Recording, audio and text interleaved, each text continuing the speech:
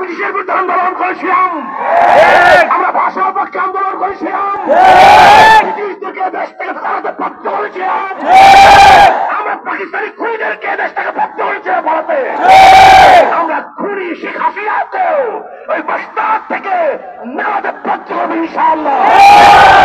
মৌলানা মুফতি সৈয়দ ফজলুল করিম সরকার চরমরাই। আজকে দেখেছেন প্রশাসনের অবস্থাটা কি? সব জায়গায় আওয়ামী লীগ, সব জায়গায় ছাত্রলীগ, সব জায়গায় দলীয়করণ। বাংলাদেশের এমন কোন ক্ষেত্র নাই যেখানে দলীয়করণ নেই।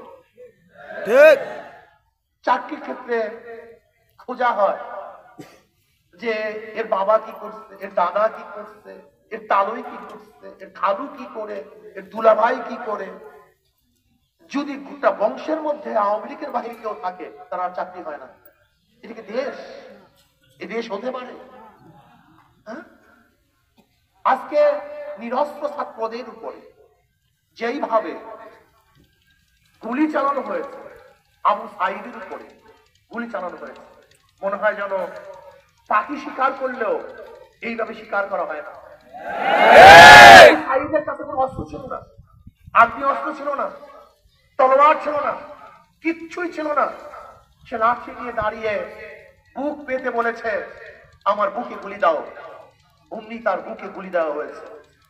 এই গুলি আবু সাইদের বুকে দেওয়া হয় নাই, বাংলাদেশের প্রত্যেকটা নাগরিকের কলিজার মধ্যে গুলি দেওয়া হয়েছে। বাংলাদেশের প্রত্যেকটা নিরাপদ নাগরিকের বুকের উপরে গুলি চালানো হয়েছে। এই গুলির টাকা কার ছিল? আবু সাইদের টাকা ছিল।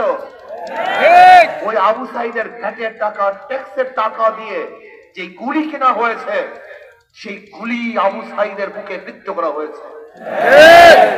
আজকে ছাত্রলীগের কাছে কোনো মানুষ নিরাপদ নয়, পুরুষ নিরাপদ নয়, মহিলারাও নিরাপদ নয়, তাদের ইজ্জত নিরাপদ নয়, টাকা নিরাপদ নয়।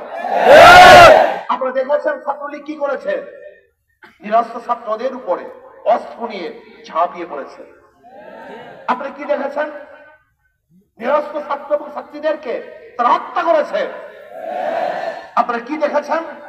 আজকে হাজারো ছাত্রদেরকে পঙ্গু করা হয়েছে, অন্ধ করা হয়েছে, বিকলাঙ্গ করা হয়েছে, হাজারো মায়ের বুককে খালি করা হয়েছে।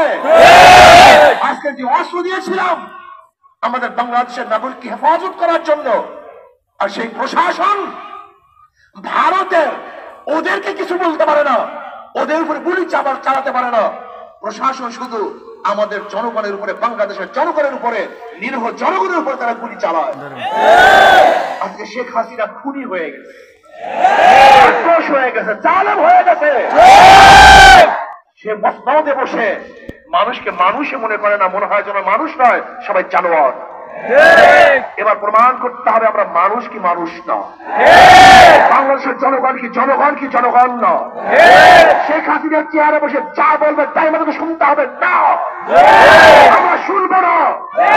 আমরা ব্রিটিশের বিরুদ্ধে আন্দোলন করেছিলাম, আমরা ভাষার পক্ষে আন্দোলন করেছিলাম, ব্রিটিশ থেকে দেশ থেকে তাড়াতে বাধ্য করেছিলাম, আমরা পাকিস্তানি খুনিদেরকে দেশ থেকে বাধ্য করেছিলাম বলাতে, আমরা খুনি শেখ হাসিনাকেও ওই বাগদাদ থেকে নামাতে বাধ্য করবো ইনশাআল্লাহ।